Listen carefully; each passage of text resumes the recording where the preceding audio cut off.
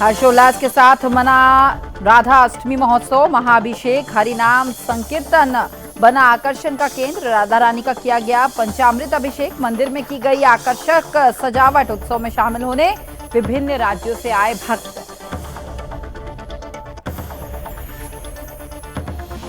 मुजफ्फरनगर में मदरसा में पढ़ने गई मासूम से दरिंदगी आई सामने। 9 साल की बच्ची का हाजिफ ने किया बलात्कार। पॉस्को एक्ट के तहत मुकदमा दर्ज।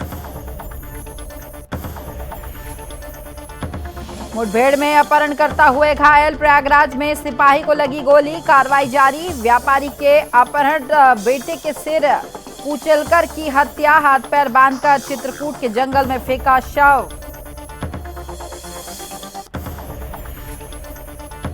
सोनभद्र में बैंक क्लर्क ने लोन के बदले मांगी रिश्वत। सीबीआई ने रंगे हाथों किया गिरफ्तार। 18,000 की रिश्वत के साथ क्लर्क हुआ गिरफ्तार। और चंदौली में प्रतिभा सम्मान कार्यक्रम में पहुंचे महेंद्र नाथ पांडे। महिला बिल को लेकर काफी प्रसन्न नजर आए। महिला बिल का किया समर्थन। राहुल गांधी विद्वानों से ले राय।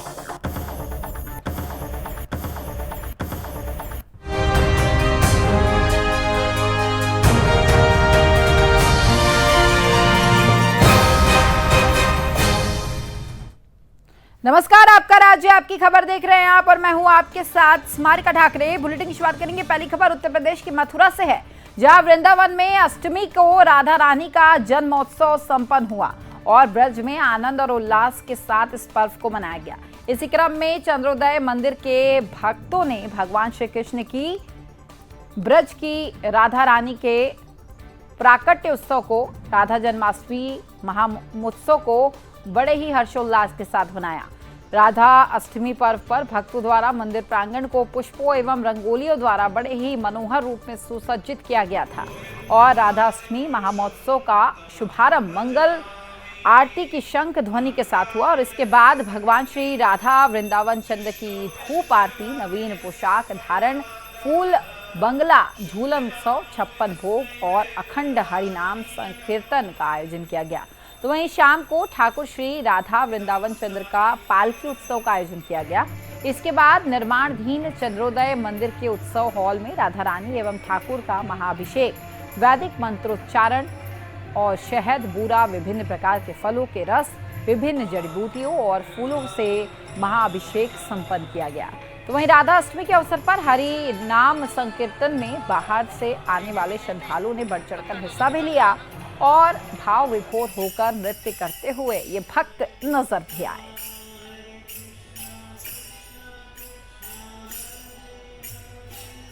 राधा अष्टमी की आप सबको बहुत बहुत बधाई। आज पूरे वृंदावन धाम में राधा रानी का प्राकट्य दिवस मनाया जा रहा है और हम भी वृंदावन चंद्रोदय मंदिर में इसको बहुत ही धूमधाम से मना रहे हैं।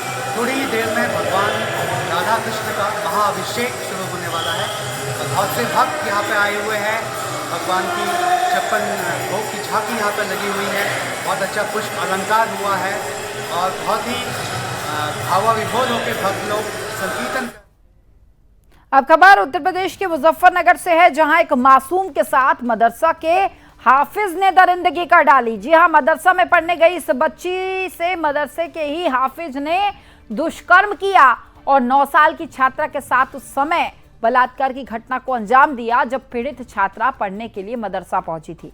घटना के बाद गंभीर तरीके से जख्मी मासूम किसी तरह अपने घर पहुंचती है और अपने परिवार वालों को अपनी आपबीती बताती है। तो वहीं नाबालिग की नाजुक हालत के चलते बच्ची को मेरठ रेफर कर दिया गया, जहां बच्ची जिंदगी और मौत के बीच जंग लड़ रही है।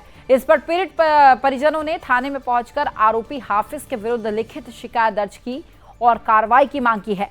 पुलिस ने इस मामले में तुरंत शिकायत के आधार पर आरोपी हाफिज के विरुद्ध मुकदमा दर्ज करते हुए अपने आगे की कार्रवाई शुरू कर दी है और ये पूरी घटना बुढ़ाना कोतवाली क्षेत्र के एक गांव में स्थित मस्जिद के मदरसे की है, जहां 9 साल की मासूम छात्रा रोज की तरह पढ़ने के लिए यहां आई थी और उसी समय मदरसे के हाफिज इरफान ने मासूम छात्रा के साथ जबरन बलात्कार की घटना को अंजाम दिया।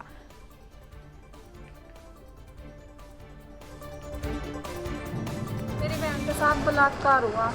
कहाँ पे? बस हिंदुस्तानी रोड पे गड्ढों में। क्या करती है आपकी बहन? कितनी उम्र है लगभग? 9 साल। और कैसे हुआ, कहाँ, कैसे, किसने किया है? मस्जिद के मुहफ्फिज जी ने। क्या मतलब कैसे क्या है? उसे झाड़ू के बहाने से अंदर बुलाई और उसके साथ जबरदस्ती करी हुजरे में। सर, नाबालिग बच्ची के साथ रेप का मामला सामने आया, क्या है मामला? आज थाना बुढ़ाना में एक तहरीर प्राप्त हुई, जिसके अंतर्गत परिजनों के द्वारा बताया गया कि उसकी नाबालिग पुत्री जो बुढ़ाना कस्बा में ही एक मदरसे में पढ़ती थी, मदरसे के रहने वाले हाफिजी के द्वारा उस नाबालिग बच्ची के साथ दुष्कर्म की घटना की गई है। इस तहरीर के आधार पर थाना पर अभियोग पंजीकृत किया गया है और पीड़िता को मेडिकल के लिए भेज दिया गया है। तो वहीं अब खबर प्रयागराज से, जहां अपहृत किशोर की चित्रकूट के जंगल में हत्या करने के मामले में पुलिस ने 2 अपहरणकर्ताओं को मुठभेड़ में पैर में गोली मारकर घायल कर दिया है और दोनों को पुलिस ने अस्पताल में इलाज के लिए भर्ती कराया। दरअसल अपहरणकर्ताओं ने प्रयागराज के शंकरगढ़ से किशोर का अपहरण कर 15 लाख की फिरौती की मांग की थी। जब फिरौती न मिली तो उसे मारकर जंगल में फेंक दिया। तो वहीं पुलिस कमिश्नर रमित शर्मा के निर्देशन में थाना अध्यक्ष शंकरगढ़ मनोज कुमार सिंह और पुलिस टीम के द्वारा बड़गड़ी के जंगल में आरोपियों का एनकाउंटर हुआ है और इस कार्रवाई में 2 बदमाशों को गोली लगी और 1 सिपाही घायल हो गया है। तो वहीं पुलिस कमिश्नर रमित शर्मा ने क्या कहा, आपको वो भी सुनवाते हैं, सुनिए। कस्बा व थाना शंकरगढ़ के अंतर्गत पुष्पराज केसरवानी एक वहाँ पे दुकान करते हैं।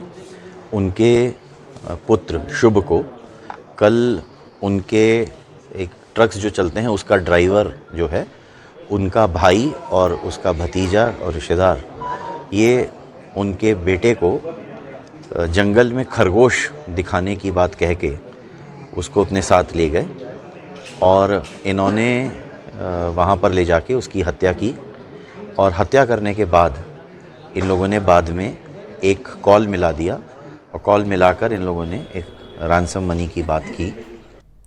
अब खबर यूपी के सोनभद्र जिले से है, जहां रॉबर्ट्सगंज कोतवाली क्षेत्र में एक सनसनीखेज मामला निकलकर सामने आया। यहां यूनियन बैंक ऑफ इंडिया की शाखा के एक क्लर्क को सीबीआई की टीम ने घूस लेने के आरोप में गिरफ्तार कर लिया और इसकी जानकारी पुलिस की ओर से दी गई है। तो वहीं जिले में सीबीआई के इस एक्शन से हड़कंप मचा हुआ है। तो वहीं आपको बताया कि पुलिस क्षेत्राधिकारी नगर राहुल पांडे ने बताया है कि सीबीआई की एक टीम लखनऊ से इंस्पेक्टर आशीष कुमार सिंह के नेतृत्व में आई थी और पुलिस क्षेत्राधिकारियों ने यह बताया कि टीम को सूचना मिली थी कि यूनियन बैंक ऑफ इंडिया की रॉबर्ट्सगंज शाखा के एक क्लर्क की ओर से लोन दिलाने के लिए ग्राहकों से रिश्वत की मांग की जा रही है। उन्होंने ये भी बताया कि सूचना के आधार पर सीबीआई टीम ने बैंक में छापा मारा और बैंक के क्लर्क मनीष अग्रवाल को 18,000 रुपए लेते हुए रंगे हाथों पकड़ लिया। फिलहाल जानकारी के अनुसार ये बताया जा रहा है कि सीबीआई की टीम आरोपी क्लर्क को गिरफ्तार कर साथ ले गई, जिसके साथ ही बैंक के कुछ अन्य कर्मचारियों से भी पूछताछ की जा रही है।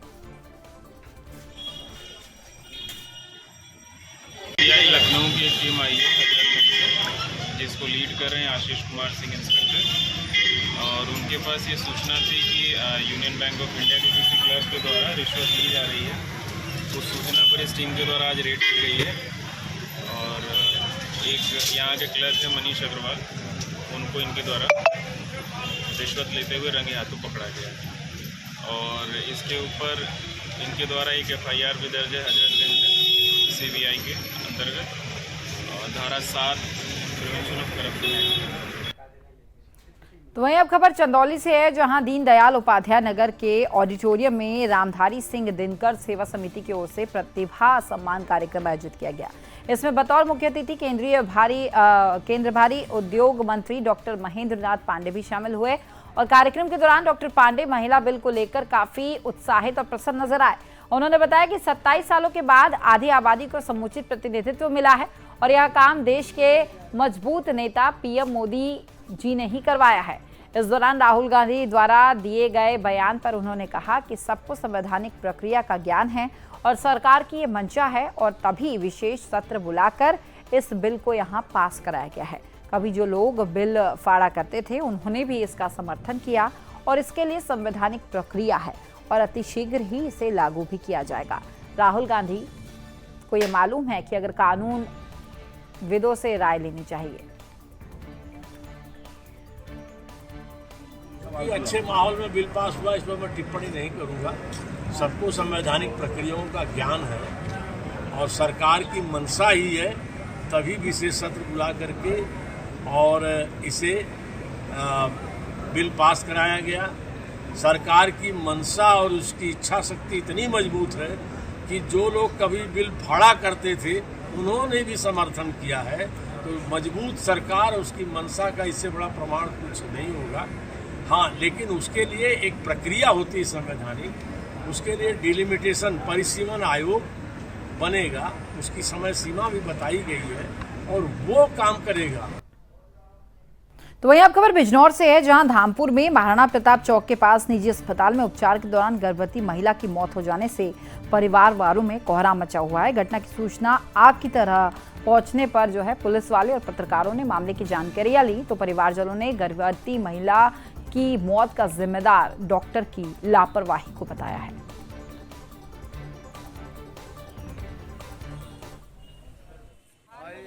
मुझे अभी जिले से अपर मुख्य चिकित्सा अधिकारी हमारे हैं डॉक्टर देवीदास जी, जो नोडल ऑफिसर तहसील के, उन्होंने फ़ोन किया था कि गंगा अस्पताल में घटना हुई है। कोई नीतू वाइफ ऑफ सोनू, जिनकी उम्र करीब 29 साल है, उनकी डेथ हुई है। तो शायद उनका इलाज यहाँ से चल रहा था, तो उन्हीं को देखने के लिए आए हम लोग। तो तत्काल उसको जो ICU है वही सील कर दिया गया है और इनका जो OT थिएटर था वो भी सील कर दिया है। क्या सर ये डॉक्टर जो है एलोपैथिक दवाई के लिए ऑथराइज थे या नहीं थे? उसकी जांच चल रही है। हम बयान नहीं दे, पता पड़ा है, जो मैंने पता पड़ा है कि डॉक्टर कोई इशू है। अब मध्य प्रदेश के धार से अगली खबर है, जहां गंदवानी विधायक उमंग सिंघार ने आलीराजपुर में जन आक्रोश यात्रा में धार SP मनोज कुमार सिंह को भाजपा का दलाल बता डाला। जी हां, सिंघार ने मंच से बयान देते हुए कहा कि जोवट उपचुनाव में कांग्रेस के कार्यकर्ताओं के खिलाफ झूठे प्रकरण दर्ज किए गए और मुझे भी फोन लगातार 120 भी लगने की बात कर रहा था। मैंने भी कहा कि SP लोड मत लेना, तेरे जैसे 50 घूमते हैं, आदिवासी हूं, निपटा दूंगा। सिंघार के बयान के दौरान मंच से पूर्व केंद्रीय मंत्री कांतिलाल भूरिया सहित कई कांग्रेस नेता यहां मौजूद रहे।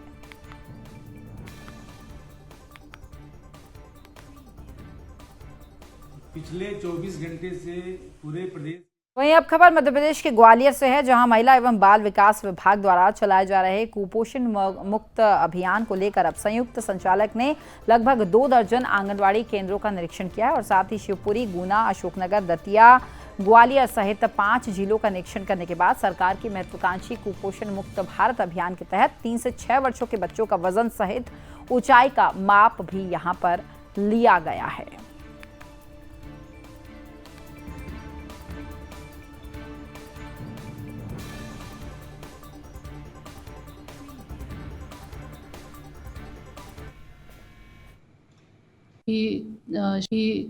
शारीरिक माप दिवसों का आयोजन 11 से 20 सितंबर के बीच में किया गया। इस दौरान मैंने संभाग के सभी जिलों में आंगनवाड़ी केंद्रों का निरीक्षण करके इनका ये वजन और ऊंचाई नापने की कार्यवाही को जाकर देखा। कार्यकर्ताओं के द्वारा, पर्यवेक्षकों के द्वारा ये जो कार्य किया जा रहा था, इसका ये किस प्रकार से किया जा रहा है, इफेक्टिव तरीके से, एक्यूरेसी के साथ हो रहा है कि नहीं हो रहा है, ये हमने देखा। जहाँ जहाँ पर हमको कमियाँ मिली वहाँ हमने उन लोगों को कमियों को सुधार। तो वहीं अब खबर मध्य प्रदेश के गजबा सौदा से है, जहां दहशतगर्दी करने वाले अपराधियों का पुलिस ने जुलूस निकाला है और रास्ते में आरोपियों से अपराध करना पाप है के नारे भी लगवाए। दरअसल हवाई फायर करते हुए दहशत फैलाने वाले आरोपियों को पुलिस ने गिरफ्तार कर दिया और आरोपियों से देसी कट्टा सहित धारदार हथियार भी अब पुलिस के द्वारा बरामद किए गए हैं। ये सभी आरोपी पकड़े गए। इनके पास से एक कट्टा और 4 बड़ी छुरियां जो प्राणघातक थी, उनको बरामद किया गया। और आरोपियों के नाम जो है, एक पूर्व आरोपी है, वैसे तो सभी का आपराधिक रिकॉर्ड है, लेकिन एक गंभीर अपराध का पूर्व आरोपी है संजीव उर्फ छोटू, पिता किशन सिंह बघेल, ये घोसुआ गांव का रहने वाला है।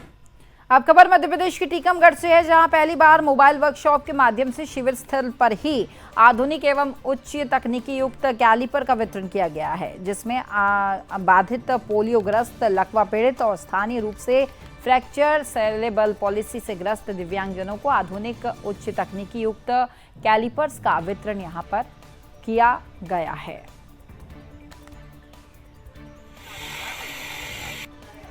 ये हमारे देश के माननीय प्रधानमंत्री जी के कुशल नेतृत्व और सामाजिक न्याय व आधिकारिक मंत्रालय भारत सरकार के माननीय